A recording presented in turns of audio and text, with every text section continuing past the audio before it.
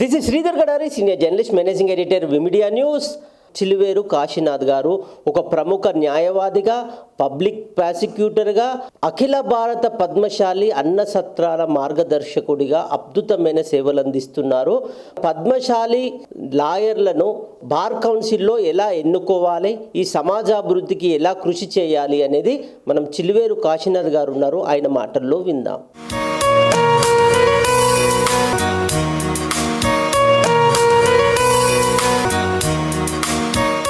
ఈ రాష్ట్రంలో ఎన్రోల్ అయి ఉన్నారు. వాళ్ళందరూ కూడా ఒక Pava Padmashali association, advocates welfare association Pava అనే నామకరణం మీద దాదాపు 900 మంది ఎన్రోల్ అయి ఉన్నారని కూడా విని వారి మీటింగ్ను అటెండ్ చేసినప్పుడు ఆశ్చర్యపోయాను.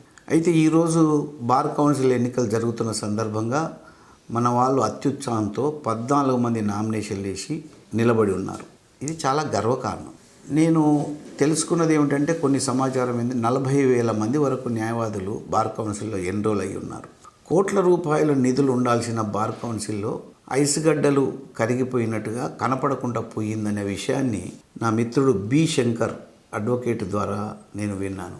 ఆయన ముద్రించినటువంటి ఒక పుస్తకం నా చేతికి వచ్చింది. Know about your bar council of Telangana, A captured institution అనే ఈ పుస్తకాన్ని తెరిచి చూస్తే ఇందులో ఒక 10-12 సబ్జెక్టుల మీద, చాప్టర్స్ మీద ఆయన మాట్లాడాడు. దీనికి బార్ కౌన్సిల్ని ఛాలెంజ్ చేయడం అంటే మామూలు విషయం కాదు. అందులో న్యాయవాదులుగా ఉండి ఒక అలిగేషన్ చేయడం కానీ, ఒక ఆరోపణ చేయడం కానీ దాని బేస్ ఉండాలి.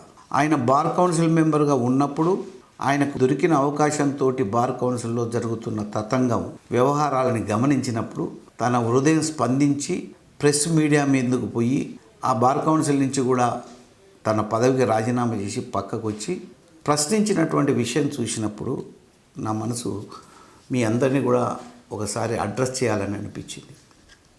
ఎస్, ఈరోజు బార్ కౌన్సిల్కు 25 మంది సభ్యులు ఎన్నుకునే అవకాశం మనకుంది. ప్రతి ఒక్కరూ 25 మందికి ప్రిఫరెన్షియల్ ఓటు వేయవచ్చు, కానీ మనకున్నటువంటి ఓటు ఒక్కరికే ఉపయోగపడుతుంది. మరి 25 మంది ఎందుకు అంటే, మనం ఇచ్చినటువంటి ప్రిఫరెన్షియల్ ప్రాధాన్యత క్రమంలో 1, 2, 3 వేసుకుంటూ పోతే ఎవరు గెలిస్తే అక్కడ ఈ ఓటు మీది సీజ్ అయిపోతుంది, ఫ్రీజ్ అవుతుంది.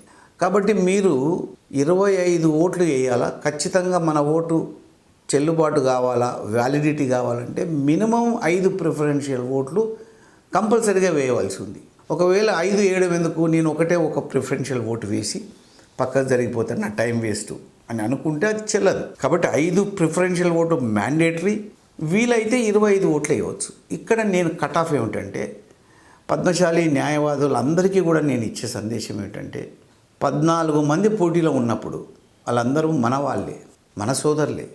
కొందరికి పాపులారిటీ ఉండవచ్చు, కొంతమందికి పాపులారిటీ లేకపోవచ్చు, ఎన్నికల రంగంలో నిలబడే శక్తి, వనరులు ఉండవచ్చు, లేకపోవచ్చు.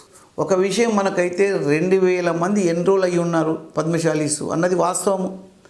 అందులో ఒక 950 మంది మన దగ్గర కనెక్ట్ అయి ఉన్నారు పావా ఆర్గనైజేషన్ అనేది కూడా వాస్తవం. ఈ 900 మందికే నేను నమస్కారం పెట్టి చెప్పేది ఏమిటంటే, తమరు ఓపికగా మన సోదరులు 14 మందికి ప్రిఫరెన్షియల్ ఓట్స్ వేయండి. ఖచ్చితంగా 14 మందికి ఆ లిస్టు తీసుకొని, నా దగ్గర ప్రస్తుతానికి అందుబాటులో లేదు, మళ్ళీ నేను ఒక వీడియోలో కూడా 14 మంది పేర్లు మీకు అందిస్తాను. దయచేసి 1, 2, 3, 4, 5, 6, 7, 8, 9, 10, 11, 12, 13, 14 వేసి, ఇంకా ఓపిక ఉంటే మీ చాయిస్ ఉన్నాయి 15, 16, 25 వరకు వేయవచ్చు. దిస్ ఈజ్ మ్యాండేట్ 14 మందికి. దీనివల్ల ఏమిటి లాభం సార్ అని మీరు అడగవచ్చు. ఎస్, ఈ 14 మందిలో ఎవరికో ఒకరికి ఈ ఓటు నీకు అవసరపడుతుంది. సపోజ్ నువ్వు ఒక 5 ఓట్లే 5 ప్రిఫరెన్షియల్ వేసిపోతావు. ఈ 5గురిలో ఎవరు బయట పడలేదనుకో, నీ ఓటు దేనికి పనికిరాదు, వెళ్ళిపోతుంది. నువ్వు 14 మందికి పెట్టినావనుకో, ఎవరికి ఒకరికి డెఫినెట్గా ఉపయోగపడుతుంది. ఇలా 2,000 మంది డివైడ్ అయ్యి 14 మందికి వేసినప్పుడు నా నమ్మకంగా 500 ఓట్లు ఉన్నవాడు ఖచ్చితంగా గెలుస్తాడనేది నాకున్న సమాచారం, కొద్దిగా ఎక్కువ తక్కువతోటి. కాబట్టి నువ్వు ఒక కనీసం 5గురిని బార్ కౌన్సిల్కు పద్మశాలి సోదరులని సభ్యులుగా పంపించే అవకాశం ఉన్నది ఇక్కడ. అందుకు మిమ్మల్ని రిక్వెస్ట్ చేసేది ఏమిటంటే, మీరు 14 మందికి ప్రిఫరెన్షియల్ ఓట్స్ వేస్తారని ఆశిస్తూ మీకు ఈ సమాచారాన్ని అందిస్తూ మిమ్మల్ని కోరాలనే ముందు నిలబడ్డాను.